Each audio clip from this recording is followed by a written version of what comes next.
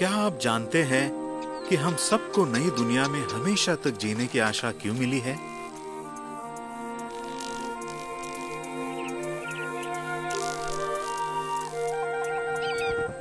इसमें उस छोटे से लड़के का बहुत बड़ा हाथ है जिसने परमेश्वर पर भरोसा रखा था।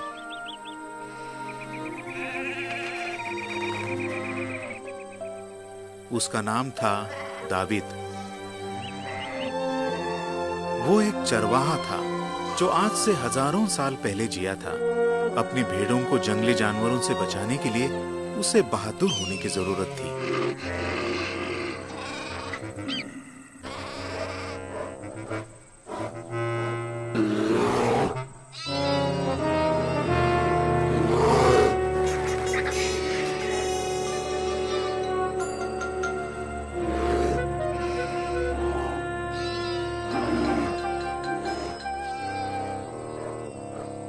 एक बार दावीद को एक भालू से लड़ना पड़ा।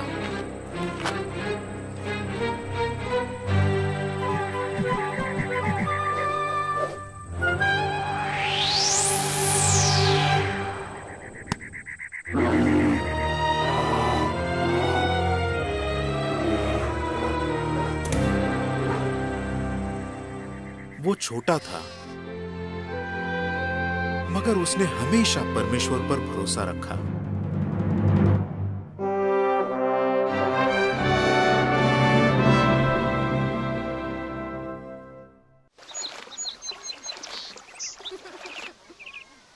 बात यीशु मसीह के पैदा होने से करीब 1000 साल पहले की है। राजा शाऊल के राज में गांव में लोगों की जिंदगी साधारण थी, लेकिन राजा शाऊल का विश्वास यहोवा पर से कम होने लगा और वो उसकी आज्ञाएं तोड़ने लगा। अब यहोवा भी उस पर भरोसा नहीं कर सकता था। इसलिए यहोवा ने शमूएल नबी को ऐसा राजा चुनने के लिए भेजा जो शाऊल से बेहतर हो। ये काम बहुत खतरनाक था। क्यों? क्योंकि अगर शाऊल को पता चल जाता तो वो शमूएल को जिंदा न छोड़ता। यहोवा ने शमूएल से कहा कि वो अपने साथ एक गाय ले जाए ताकि सबको लगे कि वो सिर्फ बलिदान चढ़ाने आया है। इससे शाऊल को खबर नहीं लगती कि शमूएल असल में क्या करने जा रहा है।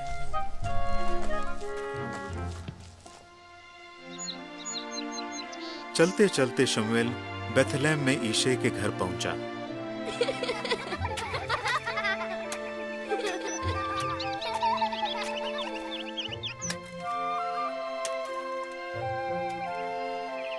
यिशै के 8 बेटे थे। जब शमूएल ने देखा कि सबसे बड़ा बेटा एलियाब लंबा चौड़ा और खूबसूरत है तो उसने सोचा जरूर यही वो होगा। मगर यहोवा ने शमूएल को खबरदार किया, उसके रंग रूप पर मत जा, क्योंकि मैं इंसान का दिल देखता हूं, रूप नहीं। अब शमूएल ने यिशै के बाकी 6 बेटों पर नजर डाली, मगर यहोवा ने न तो अबीनादाब को, न शम्मा को और न ही किसी और को चुना था। तब शमूएल ने यिशै से पूछा, क्या तेरे इतने ही लड़के हैं? यिशै ने कहा, मेरा सबसे छोटा बेटा दावीद भेड़ों को चराने गया है। तब शमूएल ने कहा, उसे भी बुला।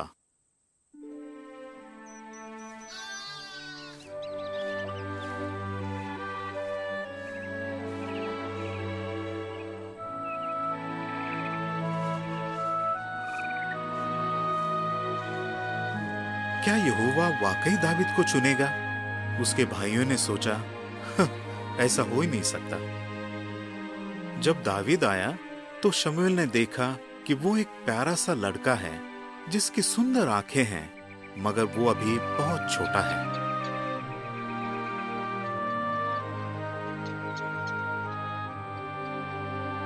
यहोवा ने शमूएल से जो कहा उसकी किसी को उम्मीद नहीं थी।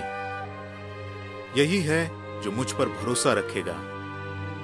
इस्राएल का अगला राजा होने के लिए इसका अभिषेक कर। तब से यहोवा की शक्ति दावीद पर काम करने लगी।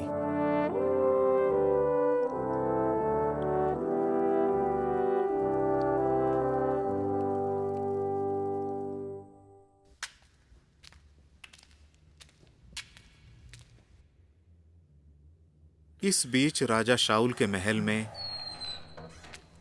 उसके सेवक उसे खुश करने में लगे थे, क्योंकि वो बहुत चिड़चिड़ा हो गया था।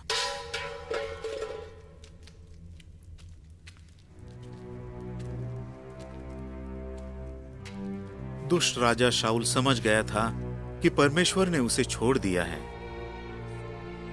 इसलिए उसकी दिमागी हालत बहुत बिगड़ गई और वो खूंखार बन गया। शाऊल के सेवक उससे डरते थे। ऐसा क्या किया जा सकता था जिससे शाऊल को अच्छा महसूस हो? उसे शांत करने के लिए कुछ उपाय करने की जरूरत थी। एक मंत्री ने सुझाव दिया कि क्यों न राजा को वीणा पर मधुर संगीत सुनाया जाए। इसलिए एक लड़के को बुलाया गया जो वीणा बजाने में माहिर था। जानते हो वो कौन था? वो था दावीद। दावीद का संगीत सुनने पर शाऊल का दिल खुश हो जाता था, इसलिए वो दावीद से बहुत प्यार करने लगा।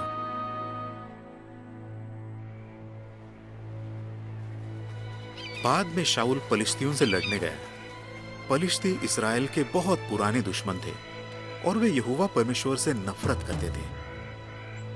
इस्राएली सैनिकों ने एला नाम की घाटी में डेरा डाला।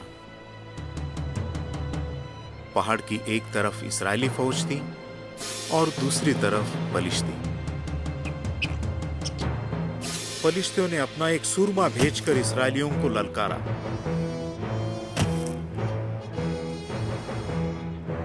वो दिखने में बहुत डरावना और 9 फुट से भी ऊंचा था।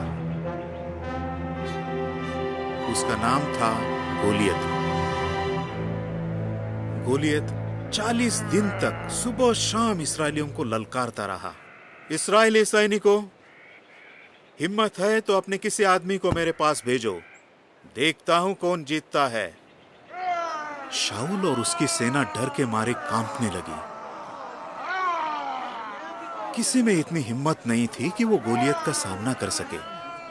दावीद अपने भाइयों के लिए खाना लेकर मैदान में आया था। वो ये देखकर दंग रह गया कि कोई भी परमेश्वर की बेइज्जती कर रहे इस दानव से लड़ने के लिए तैयार नहीं है। जवान दावीद क्या कर सकता था? उसने हिम्मत से कहा, मैं गोलियत से लड़ने के लिए तैयार हूं। जब शाऊल ने यह बात सुनी तो उसने दावीद को अपने पास बुलवाया। दावीद को यहोवा पर भरोसा था, इसलिए उसने शाऊल से कहा, आप फिक्र मत कीजिए, मैं लड़ूंगा इस पलिश्ती से। मगर शाऊल ने कहा, तुम इस तजुर्बेकार योद्धा से लड़ने के लिए बहुत छोटे हो। दावीद ने कहा, परमेश्वर ने पहले भी मेरी हिफाजत की है, वो मुझे इस पलिश्ती के हाथ में नहीं पड़ने देगा। गोलियत की मौत पक्की है, क्योंकि उसने जीवित परमेश्वर यहोवा का अपमान किया है। दावीद ने अपने साथ क्या क्या हथियार लिए? अपनी लाठी जिससे वो भेड़ों को चराता था, 5 चिकने चिकने पत्थर और अपना भरोसेमंद गोफन, बस और कुछ नहीं। जब गोलियत ने दावीद को देखा तो उसे अपनी आंखों पर विश्वास नहीं हुआ। ये लड़का, ये मुझसे टक्कर लेने आया है? क्या मैं कोई कुत्ता हूं जो तू मुझे मारने के लिए एक लाठी लाया है? मेरा पास तो आ, मैं तेरी बोटी बोटी करके परिंदों और जानवरों को खिला दूंगा। तब दावीद ने कहा, तू तो एक तलवार, भाला और बर्छी लेकर आया है, मगर मैं यहोवा के नाम से तेरे पास आ रहा हूं।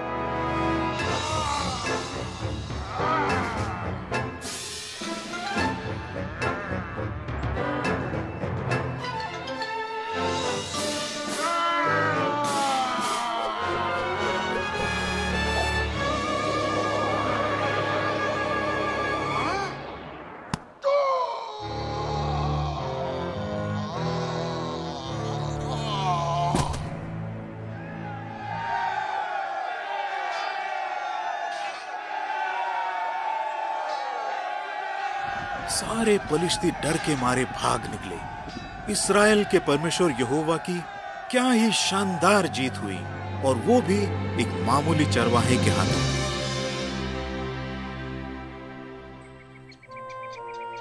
जब शाऊल के बेटे योनातान ने इस लड़ाई के बारे में सुना तो वो दावीद की जीत से बहुत खुश हुआ। योनातान ने दावीद से जलने के बजाय उसकी खूब तारीफ की। वे दोनों एक दूसरे के जिगरी दोस्त बन गए। योनातान ने दावीद से वादा किया कि वो मरते दम तक उसका साथ देगा। दावीद की जीत के कुछ समय बाद शाऊल ने उसे अपने सैनिकों का सरदार बनाया। जैसे जैसे वक्त गुजरता गया, ये साबित होने लगा कि दावीद शाऊल से भी बहादुर है। जब शाऊल और दावीद लड़ाई से लौट रहे थे, तो स्त्रियां उन्हें देखने के लिए दौड़ कर आई।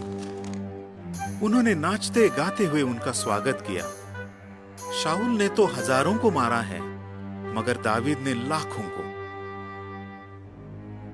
शाऊल को यह बात बर्दाश्त नहीं हुई। वो जलन के मारे कूदने लगा और दावीद से नफरत करने लगा। उसे दावीद पर भरोसा नहीं रहा, इसलिए वो उसे मार डालने की तरकीब सोचने लगा।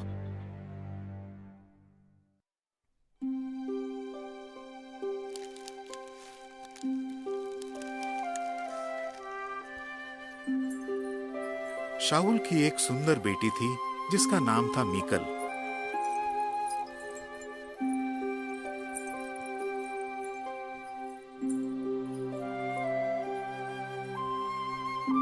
वो दावीद से प्यार करती थी, मगर शाऊल ये बात नहीं जानता था। लेकिन उसके सेवक समझ गए कि मीकल दावीद से शादी करना चाहती है। जब शाऊल को यह बात पता चली, तो उसे दावीद का काम तमाम करने की एक तरकीब सूझी। शाऊल ने अपने सेवकों से एक कहलवा भेजा, अगर दावीद 100 पलिश्तियों को मार डालेगा तो वो उसकी शादी मीकल से करवाएगा। शाऊल ने सोचा कि पलिश्ती दावीद को मार डालेंगे, मगर दावीद इस मुश्किल काम से डरा नहीं। वो अपने चंद आदमियों को लेकर पलिश्तियों से लड़ने निकल पड़ा। उसने सिर्फ 100 नहीं बल्कि 200 पलिश्तियों को मार गिराया। शाऊल की चाल नाकाम हो गई और उसे मीकल की शादी दावीद से करवानी पड़ी। शाऊल ये साफ देख सकता था कि यहोवा दावीद की मदद कर रहा है, इसलिए उसके दिल में डर बैठ गया। तब से शाऊल दावीद का जानी दुश्मन बन गया। मगर शाऊल को अब भी दावीद के मधुर संगीत की जरूरत थी। लेकिन ऐसा ज्यादा दिन तक नहीं चला। शाऊल की नफरत खुलकर सामने आई।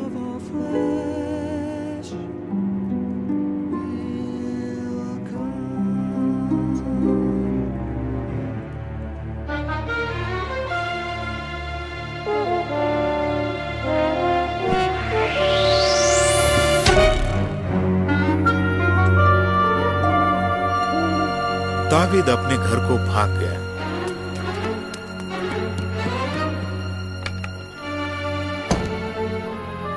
मीकल ने उसे कहा, तुम इसी रात यहां से भाग जाओ, वरना कल तक तुम जिंदा नहीं बचोगे।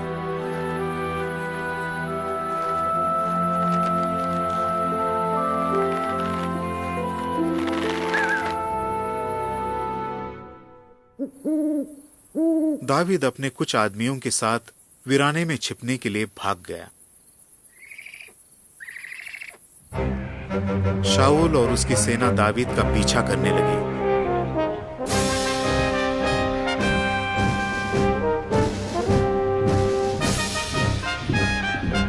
दावीद को मजबूरन वीराने में और अंदर तक भागना पड़ा।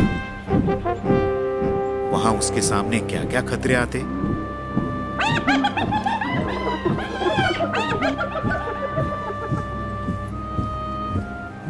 शाऊल ने चप्पा चप्पा छान मारा, मगर दावीद कहीं नहीं मिला।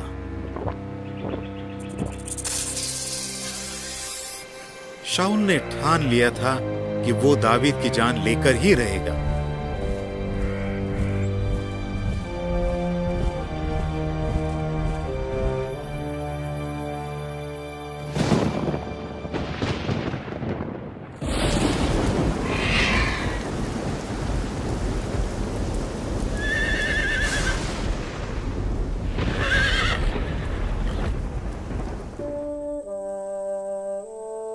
योनातान अपनी जान जोखिम में डालकर दावीद को ढूंढने निकल पड़ा।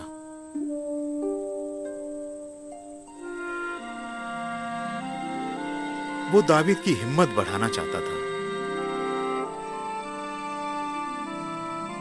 मगर दावीद को ढूंढना इतना आसान नहीं था।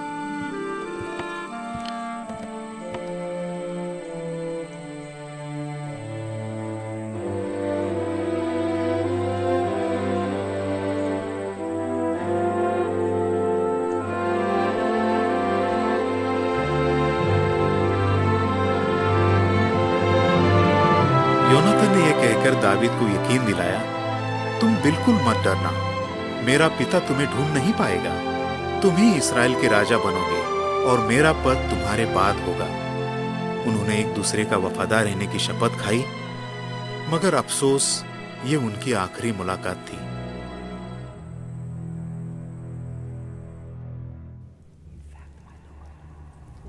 कुछ वक्त बाद शाऊल को पता चल गया कि दावीद कहां छिपा है। शाऊल ने अपने 3000 वीर सैनिकों के साथ दावीद के इलाके को घेर लिया।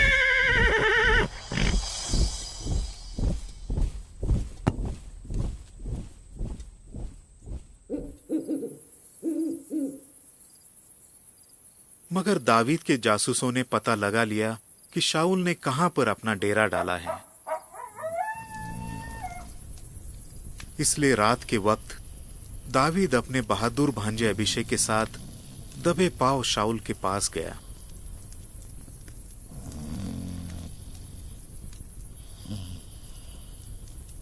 सारे पहरेदार सो रहे थे।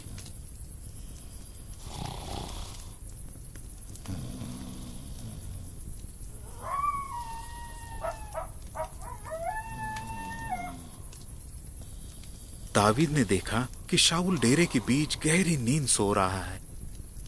अभिषेक शाऊल को मारने के लिए उतावला हो उठा। उसने दावीद को धीमे से कहा, एक बार मुझे मौका दो, मैं भाले से इसे जमीन पर ठोक दूंगा। मगर दावीद ने कहा, नहीं, यहोवा के अभिषिक्त राजा को मारने की बात मैं सोच भी नहीं सकता। इसे मारने के बजाय हम इसका भाला और पानी की सुराही लेकर यहां से निकल पड़ते हैं।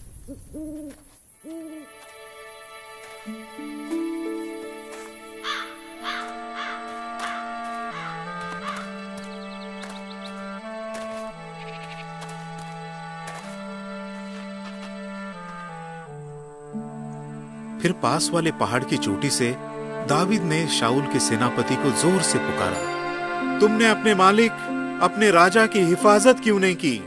उसकी जान खतरे में थी। देखो, मेरे पास राजा का भाला और पानी की सुराही है। फिर उसने शाऊल से कहा, मैं चाहता तो तुम्हें मार डालता, मगर मैंने तुम्हें इसलिए छोड़ दिया क्योंकि मुझे यहोवा पर भरोसा है कि वो मुझे महफूज रखेगा और दुश्मनों से मेरी हिफाजत करेगा। तब शाऊल ने कहा, दावीद, तुम्हें जरूर आशीष मिलेगी, जीत तुम्हारी ही होगी। इसके बाद दावीद वहां से चला गया और शाऊल अपने घर लौट आया।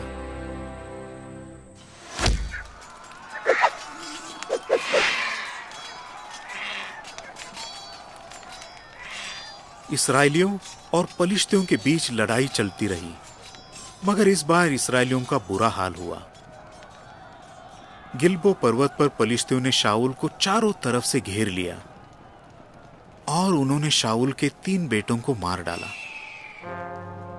इनमें से एक था योनातान, दावीद का सबसे भरोसेमंद दोस्त।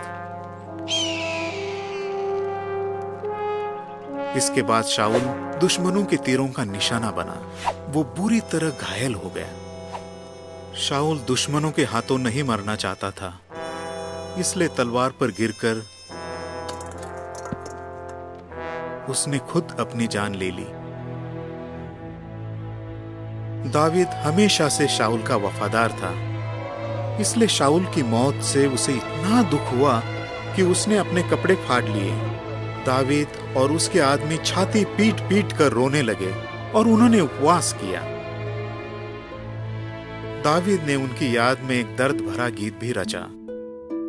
मैं पूरी तरह टूट गया हूं, शाऊल और योनातन दोनों की मौत एक साथ हो गई है। मेरे भाई योनातन, तुम मेरे सबसे करीबी और सच्चे दोस्त थे।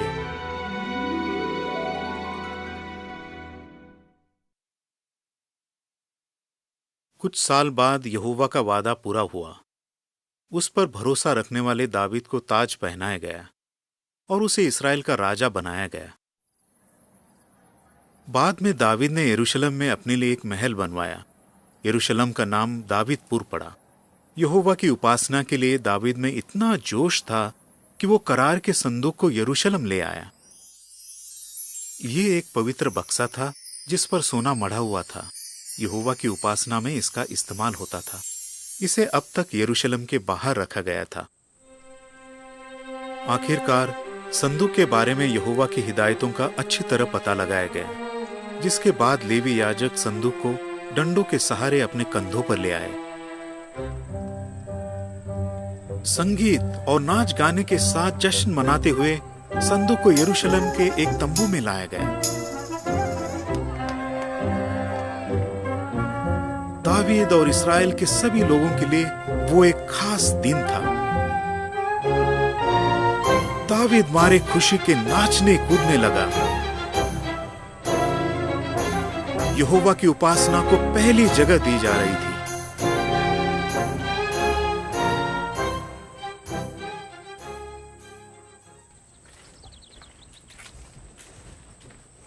दावीद अपने राजमहल में खुश और महफूज था, मगर उसे अफसोस था कि सच्चे परमेश्वर का संदूक एक मामूली तंबू में रखा हुआ है।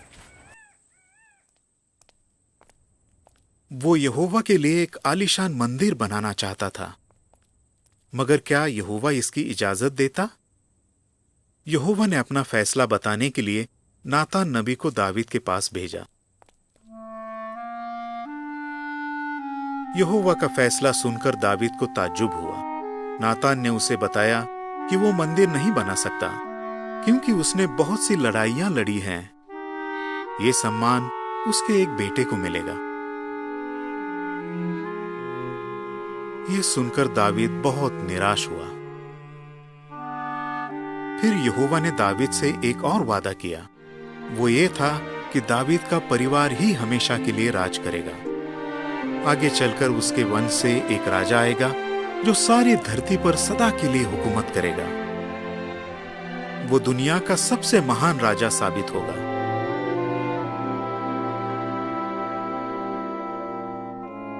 लेकिन कुछ वक्त बाद दावीद की जिंदगी का सबसे दुखदाई दौर शुरू हुआ। एक भला राजा होते हुए भी वो कुछ गंभीर पाप कर बैठा। उसने एक दूसरे आदमी की पत्नी बतशेबा को नहाते हुए देखा। उसके मन में गलत ख्याल पैदा हुए। उसने बतशेबा को बुलवाया और उसके साथ सोया। फिर उसने बतशेबा के पति को लड़ाई में मरवा डाला। यहोवा ने नातान के जरिए दावीद को बताया कि उसने जो किया वो बहुत बड़ा पाप है, मगर यहोवा ने उसे मौत की सजा नहीं दी, क्योंकि उससे राज का वादा किया गया था। फिर भी उसे कड़ी सजा जरूर मिलती। दावीद अपने किए पर बहुत शर्मिंदा था। उसने रो रो कर भजन 51 में लिखा, हे परमेश्वर, मुझ पर रहम कर। मैंने तेरे खिलाफ पाप किया है और जो तेरी नजर में बुरा है वही किया है। यहोवा ने दावीद के गंभीर पापों को माफ कर दिया।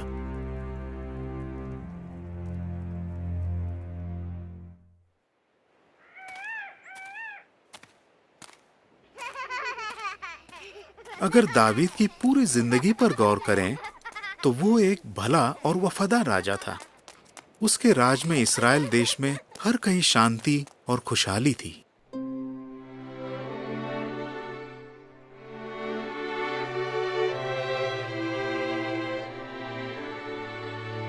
जब दावीद बूढ़ा हो गया तो उसने अपने बेटे यानी अगले राजा सुलेमान को कुछ अनमोल सबक बताए जो उसने खुद अपनी जिंदगी में सीखे थे। चाहे तुम्हारे सामने कितनी ही मुश्किलें क्यों ना आए, यहोवा पर हमेशा भरोसा रखना। हिम्मत से काम लेना और यहोवा पर विश्वास रखना, फिर चाहे उसके वादे पूरे होने में वक्त ही क्यों ना लगे।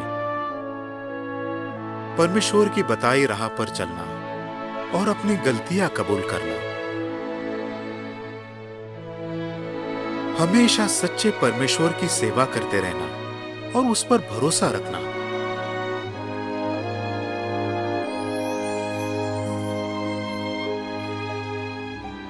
याद रखना, यहोवा ने हमेशा तक कायम रहने वाली जिस हुकूमत का वादा किया है, उसका राजा हमारे खानदान से आएगा। राज के बारे में यहोवा का वादा उस वक्त पूरा होने लगा जब सुलेमान इस्राएल का अगला राजा बना। इसी वादे की बदौलत आगे चलकर राजा होने के लिए यीशु मसीह का अभिषेक किया गया।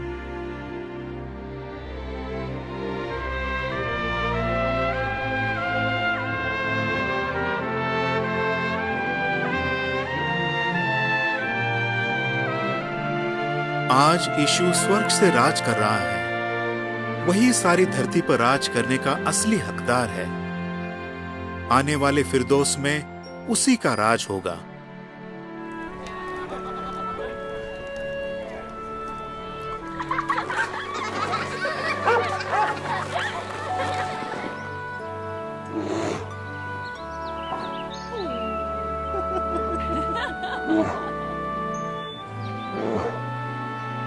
मसीह की हुकूमत में दावीद और योनातान फिर से जिंदा किए जाएंगे।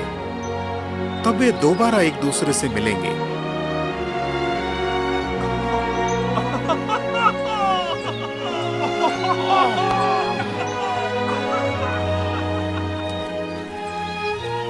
अगर आप भी दावीद की तरह आशीष पाना चाहते हैं, तो वफादारी से यहोवा की सेवा करते रहिए। तब आप परमेश्वर की नई दुनिया में दावीद और योनातान के साथ हमेशा हमेशा तक जी सकेंगे।